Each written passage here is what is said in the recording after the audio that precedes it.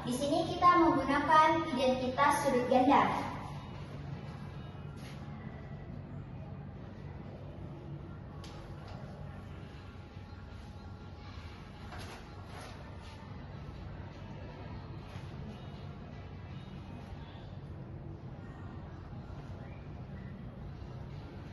Nah, di sini kita bisa buat persamaan sin alfa kali cos alfa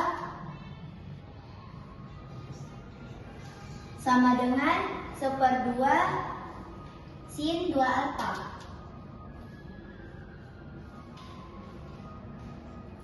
Nah, kita membuktikannya yang di sebelah kiri.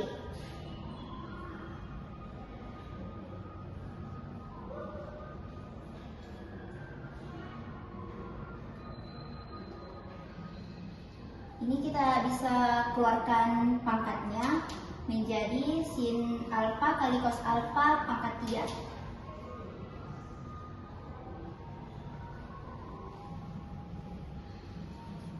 Kita menggunakan rumus yang 1/2 sin 2 alfa.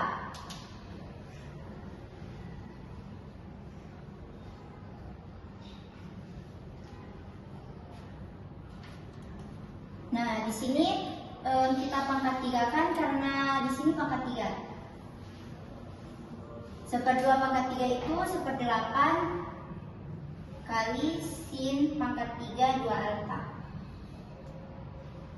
Kemudian untuk sin pangkat 3 2 alfa kita bisa menggunakan rumus yang sin 3 alfa sama dengan 3 sin alfa kurang 4 sin pangkat 3 alfa.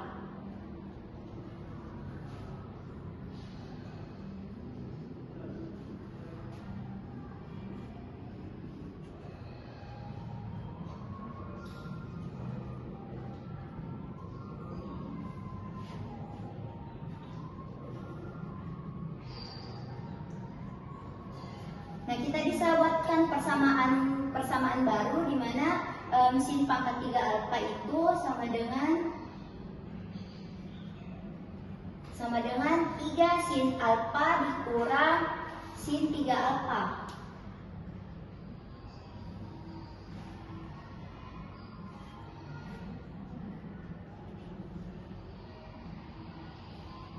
Per 4. Nah, kita pakai yang ini, kita tinggal masukkan sin 3 2 alfa. Kita gunakan rumus yang ini. Alfanya kita ganti menjadi 2 alfa.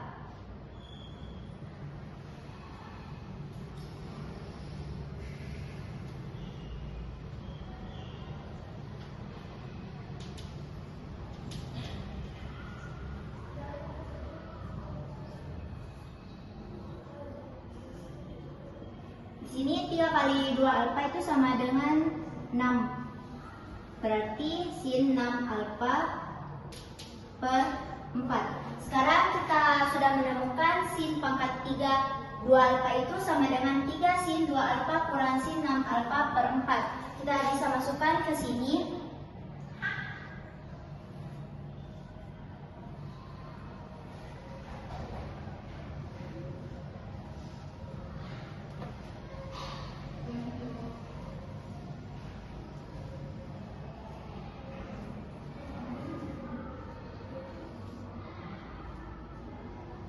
Nah, kita tinggal kalikan 1 kali ini dan 8 kali 4. Berarti 3 sin 2 alfa kurang sin 6 alfa per 8 kali 4 itu 32. Nah, kita sudah menemukan hasil dari sin alfa kali cos alfa pangkat 3. Di sini terbukti bahwa sin pangkat 3 alfa cos 3 pangkat 3 alfa sama dengan 3 sin 2 alfa kurang sin 6 alfa per 32. Selanjutnya saya akan membahas soal nomor 2. Soalnya itu dari suatu titik di sebelah barat menara terlihat puncak menara dengan sudut elevasi 45 derajat. Dan titik lain di sebelah timur terlihat dengan sudut elevasi 60 derajat. Jarak kedua titik tersebut 100 meter. Hitung tinggi menara. Pertama-tama kita tuliskan tan 45. Tan itu memiliki rumus depan per samping.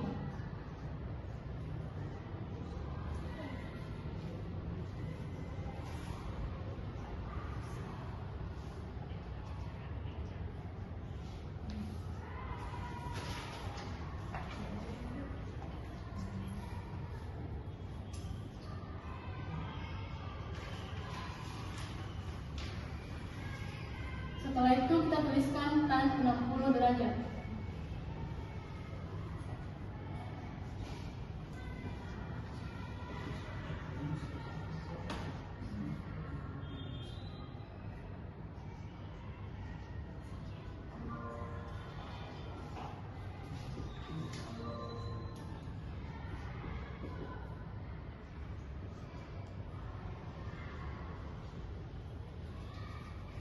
Kemudian kita tuliskan X1 tambah X2 sama dengan 100 dalam kurung jarak total antara kedua titik.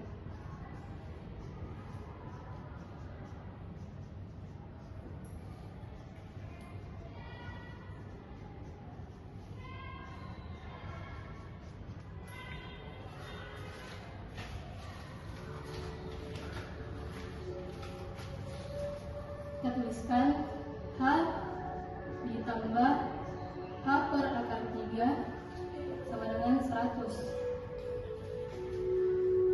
Kita keluarkan H-nya menjadi H dalam kurung 1 tambah 1 per akar 3 tutup kurung sama dengan 100. Kemudian H sama dengan 100 dalam kurung akar 3 per akar 3 tambah 1.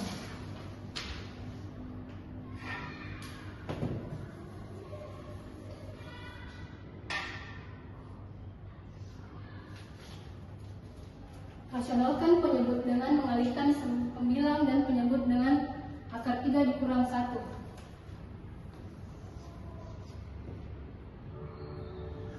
H sama dengan 100 dalam kurung akar 3 per akar 3 tambah 1. Kita kalikan dengan akar 3 dikurang 1.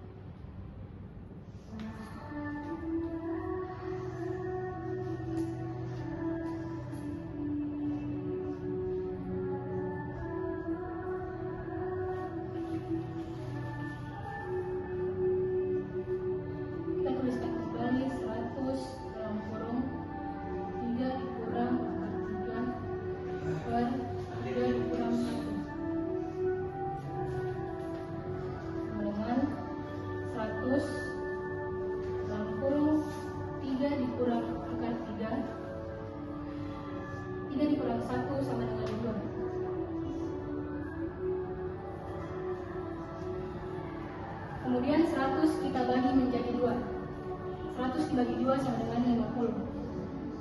50 dalam kurung 3 kurang akar 3. Setelah ini kita gunakan nilai akar 3.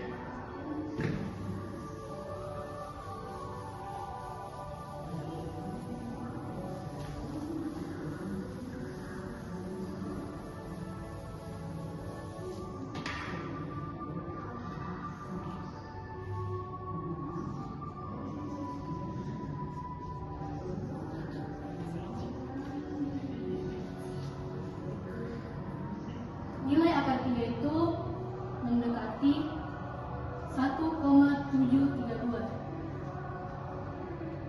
Sini sama dengan H mendekati 50 dalam kurung 3 dikurang 1,732.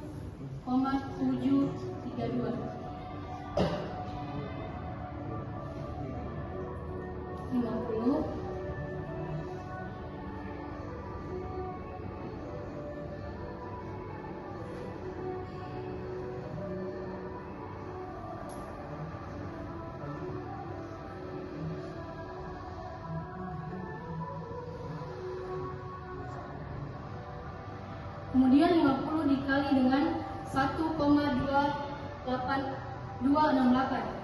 Hasilnya itu 63,4 meter. Jadi tinggi menara adalah 63,4 meter. Di sini selanjutnya saya akan membahas soal nomor 3, di mana sebuah pesawat terbang sejauh 80 km dengan jurusan 150 derajat. Kemudian terbang sejauh 60 km dengan jurusan 60 derajat. Nah, pertama kita menghitung jurusan pesawat sekarang dari titik pemberangkatannya. Pesawat berangkat dengan jurusan 150. Nah, yang pertama kalau ke sini 90 derajat. Nah, agar jurusannya bisa 150, kita tambah menjadi 60 derajat. Nah, dari sini pesawat terbang sejauh 80 km.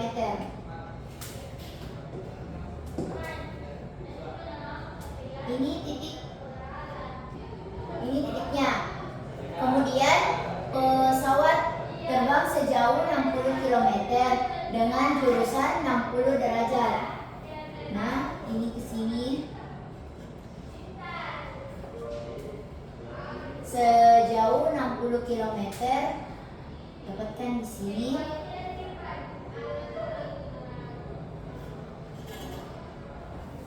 Dengan jurusan 60. Jadi jurusannya di sini 60. Tadi agar ini seimbang menjadi 180, kita tambahkan 30 derajat. Nah, kemudian di sini karena ini garis tegak lurus, berarti di sini sudutnya juga 90.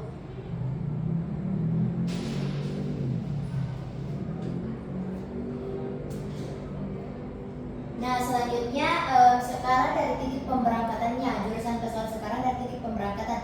Dari ini ke sini, berarti jurusan pesawat sekarang dari titik pemberangkatannya 90. Ini ilustrasinya. Kemudian kita ingin mencari jarak pesawat sekarang dari titik pemberangkatannya. Nah, yang kita cari itu, kita cari sudut ini dulu supaya kita bisa membuat ilustrasi segitiga siku-siku. Nah, di sini kita bisa buatkan garis tegak lurus sini. Sini 30. Nah, di sini 30 derajat, berarti di sini juga 30. Sini 90.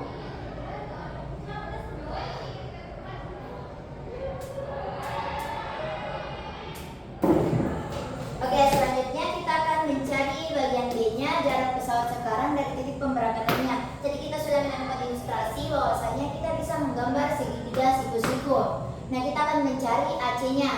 AC kuadrat menggunakan rumus Pitagoras. Ini AB kuadrat ditambah BC kuadrat. AB-nya itu 80 kuadrat tambah BC-nya itu 60. Kita kuadratkan. Nah, 80 kuadrat itu 6.400 ditambah 60 kuadrat itu 3.600. Nah, 6.400 ditambah 3.600 hasilnya 10.000. Kemudian kita kuadratkan.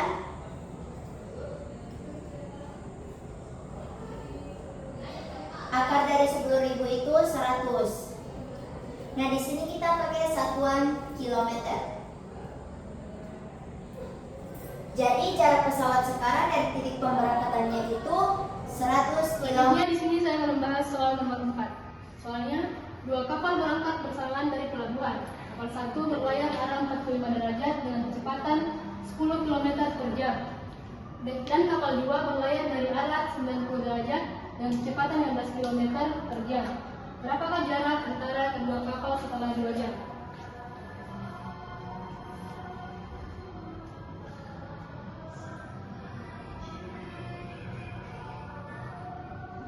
Pertama-tama kita tuliskan kapal 1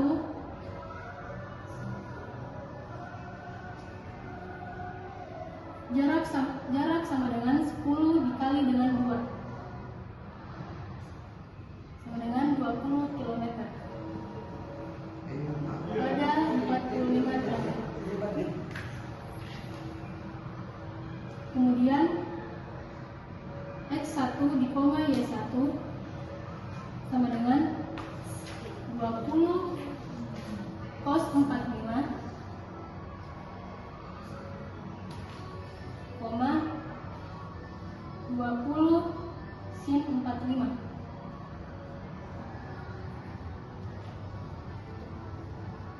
sama dengan 20 dikali akar 2 per 2 koma 20 dikali akar 2 per 2 tutup kurung. Sini sama dengan 10 akar 2 koma 10 akar 2.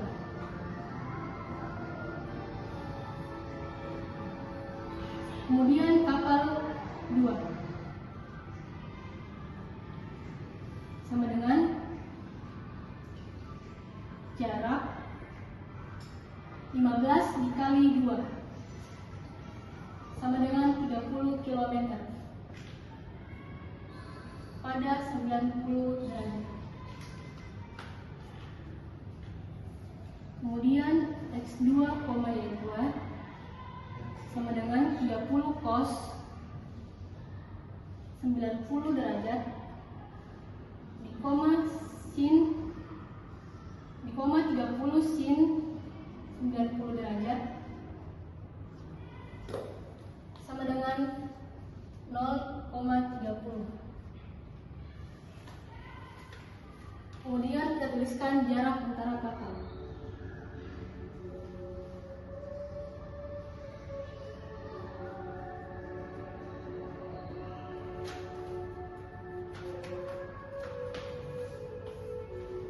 D sama dengan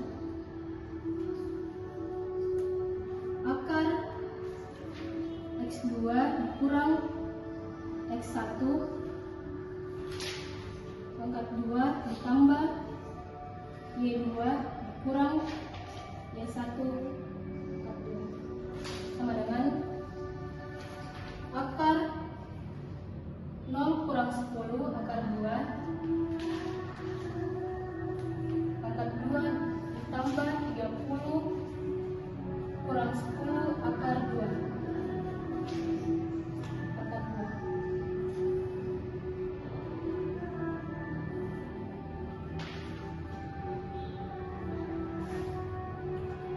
Sini 10 akar 2 kuadrat ditambah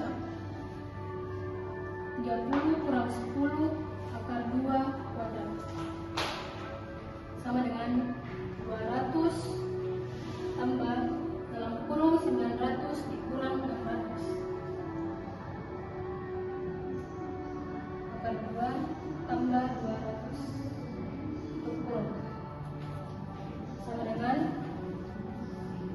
300 dikurang 600 akar 2. Kita tuliskan hasilnya. D sama dengan akar 300 akar 100 akar 1300 dikurang 600 akar 2 sama dengan 10 akar 13 dikurang 6 akar 2 dalam kurung kilometer.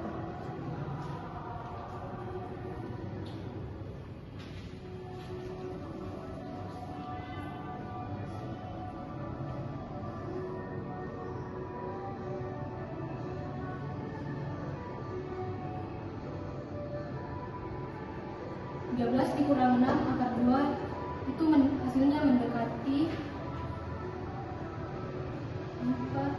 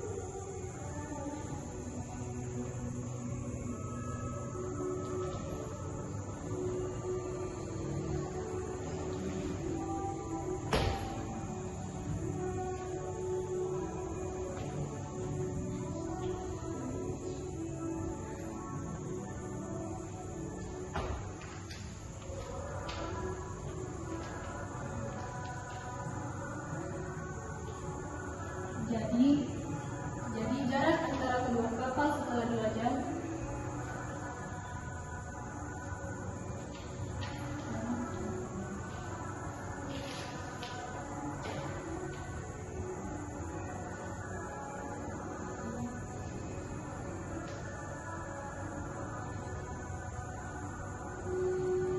yaitu 21,24 km.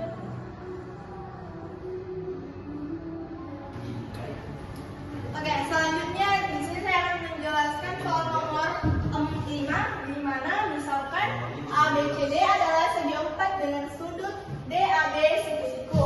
Diketahui juga bahwa garis AB sama dengan 8 cm, BC sama dengan 12 cm, CD sama dengan 7 cm, dan DA sama dengan 15 cm.